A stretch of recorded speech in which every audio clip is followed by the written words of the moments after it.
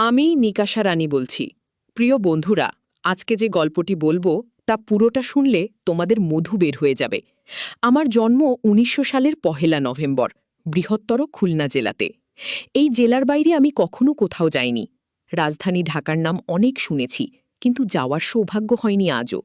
খালিশপুরের ভারী মিল কারখানা এলাকা, এখানেই কেটে যাচ্ছে আমার জীবন। এখানে একের পর এক পাটের মিল কারখানা।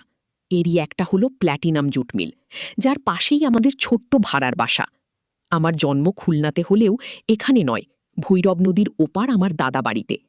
আর আমার নানা বাড়ি কয়রা উপজেলায়, যেখানে আমি কোনোদিন যাইনি। কেন যাইনি আজও জানি না। আমাদের বাসার অদূরেই ভৈরব নদী, যার ওপারে গ্রাম, আর নদীর এই পাশটা হলো শহর। তবে মূল শহর নয় মোটেই। মূল শহর হলো বয়রা, গল্লামারি, সোনাডাঙ্গা এলাকা। ওখানে থাকার মতো সামর্থ্য আমাদের নেই। আমার বাবা সামান্য চাকুরিজীবী, ঢাকাতে একটা ব্লেড কোম্পানিতে কষ্টের সাথে চাকরি করে। আমাদের গ্রাম থেকে এই শহর এলাকায় এনে রেখেছি শুধুমাত্র পড়ালেখা করানোর জন্য।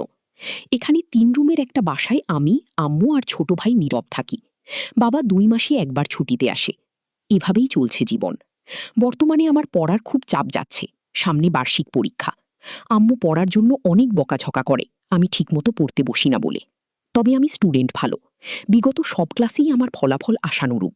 এর থেকে যেন বিচ্যুত হয়ে না যায়, এজন্যই আম্মু শাসন করে বেশি। কিন্তু আমি বন্ধুদের সাথে না মিশে থাকতেই পারি না। এখানে যারা মিলে চাকরি করে তাদের থাকার জন্য ইয়া বড় কলোনি আছে। সেখানেরই ছেলেমেয়েরা বিকেলে মাঠে খেলে, আমিও যাই। আমার অনেক বন্ধু আছে। বন্ধুদের সাথে মাঝেই মাঝেই আবার ভৈরব নদী তীরের একটি এলাকা চোরের হাট যাই। ওখানে যেতে খুব ভালো লাগে আমার। কি সুন্দর নির্মল নদীর পাড়ে সবুজ ঘাস আর নারিকেল গাছের সারি। আমার সবচেয়ে কাছের বন্ধু নাদিম, ওর সাথেই চোরের হাট বেশি যাওয়া হয়। হঠাৎ করেই নদীতে দেখতে পাওয়া যায় বড় সাইজের লঞ্চ যাচ্ছে। অবাক হয়ে তাকিয়ে দেখি ২ বন্ধু। আর আমরা সব বন্ধুরা মিলে ট্রলারে করে নদীর ওপারেও গেছি কয়েকবার। শুনেছি ওপারে নাকি সেই পাড়া আছে। স্কুলের ট্রেনের বড় ভাইয়েরা বলা বলি করে। এসব নিষিদ্ধ কথা শুনলে আমার প্রচণ্ড কৌতূহল হয়। নাদিম, ফজলু, মিশু, সলিল সবার সাথে এইসব বিষয় কথা হয়। বিশেষ করে আমরা ৫ জন যখন একসাথে হই। শরতের এক ঝলমলে দুপুর। স্কুল শেষ করে বাসায় ফিরেছি মাত্র।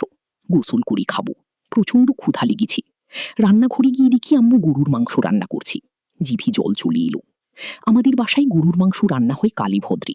এই জন্য এই দিনটা আমার জন্য আনন্দের, যা অনেকদিন পর পর আসি। তাড়াতাড়ি স্কুল ড্রেস ছেড়ে বাথরুমে ঢুকলাম।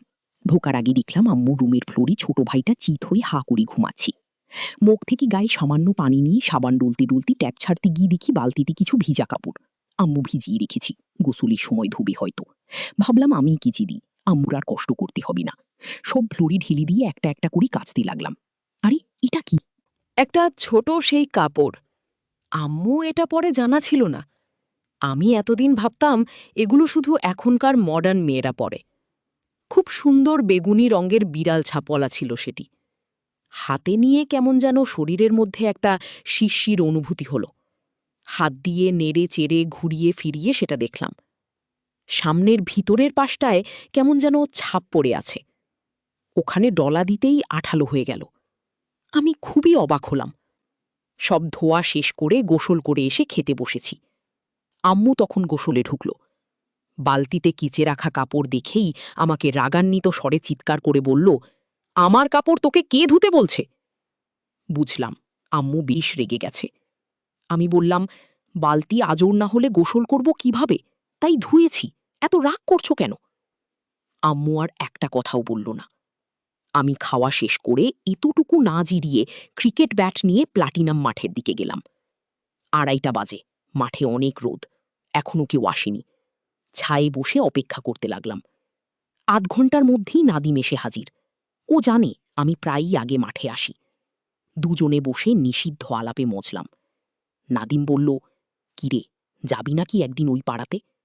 আমি ফিক করে হেসে দিয়ে বললাম, তোর ইচ্ছা হয় যা, সাইজ দেখে লাথি মেরে খেদাবে তোকে। নাদিম আমাদের সব বন্ধুদের চেয়ে একটু ছোটখাটো বিধায় ওকে এইসব বিদ্রুপ প্রায়শই সহজ করতে হয়। তবে ও এতে রাগ করে না।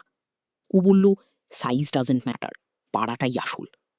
এরই মধ্যে স্লিল ফজলু চলে আসলো, এসে গল্পে যোগ দিল। তখন আমরা সবাই নতুন নতুন হাতের কাজ করা শিখেছি। সুন্দরী মেয়ে দেখলেই আলাদা একটা অনুভূতি হয় আমাদের সবারই।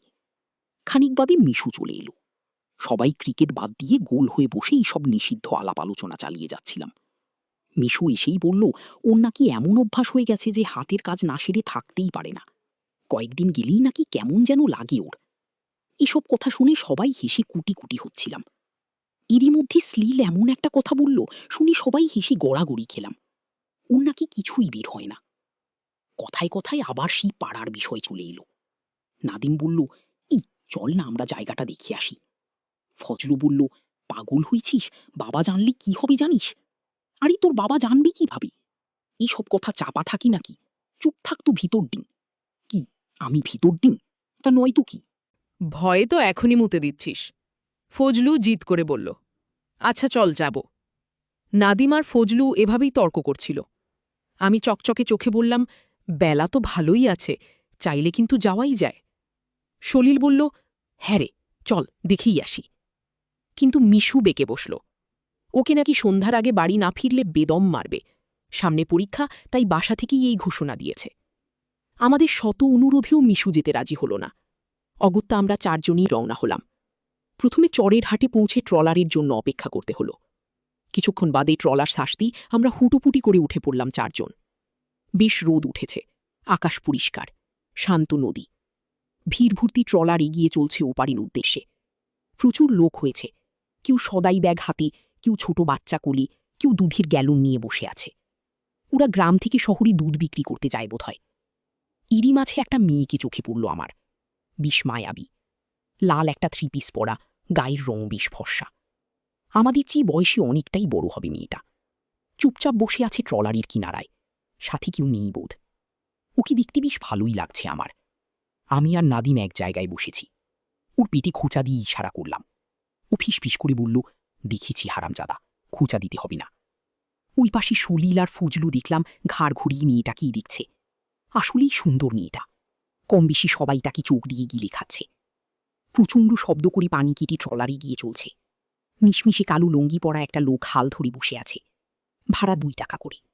আমরা 3 জন টাকা দিলেও ফজলু বলল ওর কাছে নাকি কোনো টাকাই নেই। অগত্যা ফজলু ভাড়ার টাকাটা সলিল দিয়ে দিল। ভৈরব নদী বেশি প্রশস্ত নয়, তাই খুব তাড়াতাড়ি পার হয়ে যাওয়া যায়। কিছুক্ষণের মধ্যেই ট্রলার কিনারায় ভিড়ল। আমরা নেমে পড়লাম। সবার সাথে সাথে মেয়েটাও নামল। ঘাট থেকে উঠে 2 পাশে ধানের ক্ষেত, মাঝখান দিয়ে ইট বাঁধানো রাস্তা সামনে চলে গেছে। বাড়িঘর তেমন একটা নেই এখানে। আমরা আগেও এসেছি, কিন্তু এই সামনে আর যাওয়া হয়নি। আর সেই অজানা পাড়াটাও যে কোথায় তাও জানি না। আন্দাজের উপর ভর করে চলে আসাটা উচিত হলো কিনা কি জানি। ফজলুকে বললাম, চলে তো আসলাম, এখন চিনব কি করে? ফজলু বলল, কাউকে জিজ্ঞেস করতে হবে। কি বলে জিজ্ঞেস করবি? ওই পাড়াটা কোথায় একটু বলবিন। ফজলু আমার দিকে চোখ পাকিয়ে তাকালো। সলিল বলল, চুল আমি চিনটিনের রকি ভাইয়ের কাছে শুনেছি, এগোতে থাক, পেয়ে যাব। লোকারণ্য একদম কমে গেছে। রাস্তায় লোক বলতে আমরা এই 4 জনই। আমরা গুটি গুটি পায়ে এগিয়ে চলছি। মাঝে মাঝে 2-1টা ভ্যান যাচ্ছে। গ্রামের এই দিকটাই ভ্যান চলে। আমাদের শহরে আবার রিকশার প্রচলন। নাদিম বলে উঠল, যাই বলিস না কেন, নৌকার ওই মেয়েটা কিন্তু ঝাক্কাস ছিল। ফজলু আরও কিছু খারাপ কথা বলল। ওর কথা শুনে আমরা সবাই হেসে উঠলাম। এভাবে হাসতে হাসতে আমরা 4 বন্ধু এগোতে থাকলাম। এদিকটায় রাস্তার 2 ধারে চমৎকার কাশফুল, বাবলা গাছের সারি, আর চারিদিকে সবুজ ধানে ভরা ক্ষেত। আর রাস্তাটা এখন ইট পার করে মাটির হয়ে গেছে। ধুলাই ভরা রাস্তায় পা ডুবিয়ে হাঁটতে ভালোই লাগছিল আমাদের। এখন রোদ অনেক কমে এসেছে। সূর্যটা ধীরে ধীরে পশ্চিম আকাশে নেমে পড়ছে। পরিবেশটা খুব চমৎকার লাগছিল। মুগ্ধ হয়ে উপভোগ করছিলাম আমরা। নিঃসন্দেহে এখানের জনজীবন আমাদের শহরের থেকে অনেক ভালো এবং আরামের। এই গ্রাম শস্য শ্যামলা প্রকৃতি আমাদের দেশের আসল রূপ। শহরের ভদ্রলোকেরা আসলে খোলস পরিবর্তন করে ঘুরে বেড়ায়। আমাদের গ্রামও এই অঞ্চলই, তবে এদিকটাই নয়, অন্য পাশে। সেখানে খুব কম যাওয়া হয়েছে আমার। জীবনটা কেটে গেল প্ল্যাটিনাম মিলের পাশেই। গ্রাম জায়গাটা কেন জানি না খুব কাছে টানে আমাকে। এই জন্যই বোধহয় এত ভালো লাগছিল। আনুমানিক প্রায় 5 কিলোমিটার হাঁটার পর সলিল বলল, এবার বামে যেতে হবে। বামে কিছু দূর যাওয়ার পরই মেহিগনি গাছে ঘিরা একটা লম্বা টিনের ঘর চোখে পড়ল। সলিল বলল, এটাই। শুনে আমাদের সবার বুক ধুকপুক করে উঠল। শরৎকাল, বেলা ভালোই বড়। 6:45টায় সন্ধ্যা হয়। সন্ধ্যা হতে এখনো অনেক দেরি, তবে ফিরে যেতে যেতে সন্ধ্যা হয়ে যাবে। মাটির রাস্তার পাশে অনেক লম্বা করে বানানো টিনের ঘরটা। ঘরের পিছনটা রাস্তার দিকে, পাশ দিয়ে ঢুকে সম্মুখে যেতে হবে। আশেপাশে অন্য কোনো বাড়ি ঘর নেই বললেই চলে। ধান ক্ষেতের মধ্যে অদ্ভুত লাগছে বাড়িটাকে। এটাই তাহলে সেই বিখ্যাত পাড়া। আমরা ওখানে দাঁড়িয়ে সিদ্ধান্ত নিলাম এসেছি যখন ভিতরে যাব, পর্যাপ্ত টাকা হলে কাজও মিটিয়ে আসতে পারবো নিশ্চয়ই। ফজলু বলল, দেখ, ভিতরে যাওয়ার দরকার নাই, গোলমাল হবে, আমরা এখনই ফিরে যাই। নাদিম বলল, কিছু না দেখেই ফিরে যাবো নাকি? ফজলু বলল, তোর সাথে জিদ করে আমার আশাই উচিত হয়নি, বাবা জানলে শেষ করে দিবে আমাকে। ফজলু বাদে যার কাছে যা টাকা আছে সব এক জায়গা করলাম, 630 টাকা হলো, যার মধ্যে সিরিলেরই 5 টাকা। ওর বাবা সরকারি চাকরি করে, তাই ওর কাছে বরাবরই টাকা বেশি থাকে, আর ওর মনও ভালো, কিপটন না। আমি লম্বা বিধায় আমাকে সবার চেয়ে বড় দেখাই, আমাকে ওরা আগে থাকতে বলল। আর ফজলু গাট্টা গোট্টা শরীরে ফিটনেস ভালো, তবে ওর মাথায় বুদ্ধি কম আর ভিতুদিন। ওর বাবার ভয় সারাক্ষণ অসার হয়ে থাকে, ওকে কম কথা বলতে বলল নাদিম। আর নাদিম খাটো সাইজের, আগেই বলেছি, আর উপস্থিত বুদ্ধি বেশি। শরীর হ্যাংলা মাঝারি, সেও ক্রিটিক্যাল সিচুয়েশনে ট্যাকেল দিতে পারে। আমি নিজের উপর কেন জানি না আত্মবিশ্বাস পাচ্ছি না, মন ডাক ডাক ডাকছি, মনে হচ্ছে কোনো অঘটন ঘটবে আজ। সব জল্পকল্পনা শেষ মুহূর্তে এসে আমিও বললাম, থাক, যেতে হবে না রে, তোদের নিয়ে আসাই উচিত হয়নি, চল পারে যে হাতের কাজ করিস, বলে উঠল নাদিম। আমি ওর কথায় অপমানিত হয়ে চোয়াল শক্ত করে ভেতরের দিকে হাঁটা দিলাম। দেখি ছোট একটা টিনের গেট, ধাক্কা দিতেই বুড়ো এক লোক পাঞ্চি বুটি মাথা বের করে বলল, কি বাবুরা এখানে কি চাই? আমি একটা শোক খেলাম, বাবু বলে সম্বোধন করছি, মানে আমরা আসলে অনেক ছোট। ফাটা বেলুনের মতো চুপসে গেলাম আমি। শুলেই সাহায্য করল, বলল, কাকা, ম্যানেজার সাহেব। তার সাথে দেখা করতে চাই, আমাদের ভিতরে যেতে দেন, আমাদের রকি ভাই পাঠিয়েছে। কাকা আমাদের সন্দেহের দৃষ্টিতে আপাদমস্তক দেখে ভিতরে ঢুকতে দিল। ঢুকে দেখি বড় একটা উঠোন, সেখানে অনেক মেয়েরা, মহিলারা নানা রকমের কাজকর্ম করছে। কিছু মেয়ে গোল হয়ে বসে একে অপরের উকুন মেরে দিচ্ছে, কেউ কাউকে চুলে তেল দিয়ে দিচ্ছে, কেউ সবজি কুটছে। ঘরের দিকটা বাদে বাকি 3 দিকেই টিন দিয়ে বেড়া দেওয়া, আর ঘরে পাশাপাশি একটার পর একটা রুম। বুঝলাম এখানেই অপকর্ম চলে। আমাদের দেখেই যে যেখানে আছি সেখান থেকেই গেটের বুড়োর মতো সন্দেহের দৃষ্টিতে ঘুরে তাকালো। সবজি কাটছে যে মেয়েটা, সে আমাদের উদ্দেশ্য করে বলল, কি হে ছেলে ছোকরারা, এখানে কি? নাদিম বলল, তেমন কিছু না আপা, ম্যানেজার সাহেবের সাথে একটু জরুরি কথা ছিল।